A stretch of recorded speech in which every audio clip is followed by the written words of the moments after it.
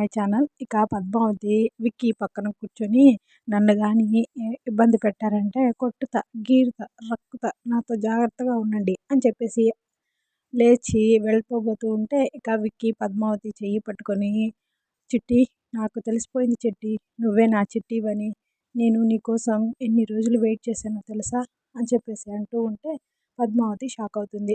ఇక తర్వాత మోనాలిసా పాయసం తెచ్చి అందరికీ ఇస్తుంది. ఇక విక్కీ వాళ్ళ అమ్మమ్మ వాళ్ళ మామయ్యతో ఈ పాయసం తింటుంటే నీకేమనిపిస్తుందిరా అని అడుగుతూ ఉంటే అచ్చం వైదేహి చేసినట్లుందమ్మా అని చెప్పేసి అంటాడు విక్కీ వాళ్ళ మామయ్య. ఇక నాకు కూడా అలాగే అనిపించిందిరా అని చెప్పేసి చెప్తూ ఉంటుంది.